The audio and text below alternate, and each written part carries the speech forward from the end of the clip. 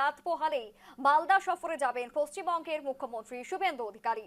মুখ্যমন্ত্রীর প্রথম জেলা সফর উপলক্ষে সাজছে মালদা জেলা, যেখানে আগামীকাল অর্থাৎ শুক্রবার দুপুর মালদায় কার্যত প্রশাসনিক বৈঠকে যোগ দেবেন মুখ্যমন্ত্রী শুভেন্দু অধিকারী। মালদা ছাড়াও মুর্শিদাবাদ, উত্তর এবং দক্ষিণ দিনাজপুর জেলার প্রশাসনিক আধিকারিকদের সঙ্গেও বৈঠক করবেন মুখ্যমন্ত্রী।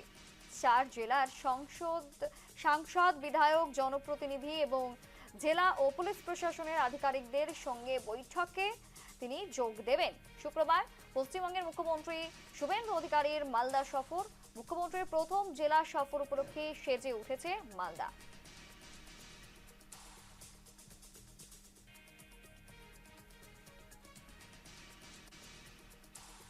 দেখুন, এইবার মুখ্যমন্ত্রী আসছেন সম্পূর্ণ প্রশাসনিক সফরে।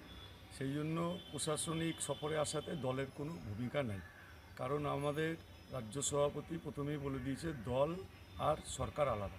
সেই জন্য এই ক্ষেত্রে দলের খুব বেশি ভূমিকা নাই। আমাদের কাছে যেটা খবর, 1.5 ঘন্টার জন্য উনি আসছেন, হেলিকপ্টারে নামবেন, প্রশাসনিক বৈঠক করবেন, আবার হেলিকপ্টারেই চলে যাবেন। আমাদের তরফ থেকে আমরা রিসিভ কিংবা সিঅফ কোনোটাতেই অংশগ্রহণ করব না, এই পর্যন্ত দলের নির্দেশ। কিন্তু মুখ্যমন্ত্রী যখন আসছেন আমরা চেষ্টা করব ওনাকে আর অভ্যর্থনা জানাবার। কালকেই আমরা আন্ডার সেক্রেটারি থেকে একটা অফিসিয়াল মেসেজ পেয়েছি যে আমাদের অনারেবল সিএম ওয়েস্ট বেঙ্গল 12 তারিখে দুপুরে 2টার সময় মালদা আসছেন অ্যাডমিনিস্ট্রেটিভ রিভিউ মিটিং করতে।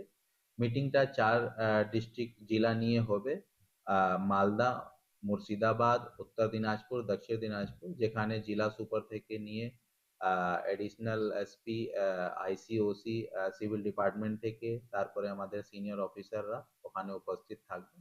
মিটিং 2টা থেকে স্টার্ট হবে। তারপরে মিটিং এর পরে মিনিট টু মিনিট প্রোগ্রাম এখনো আসেনি, কিন্তু এটা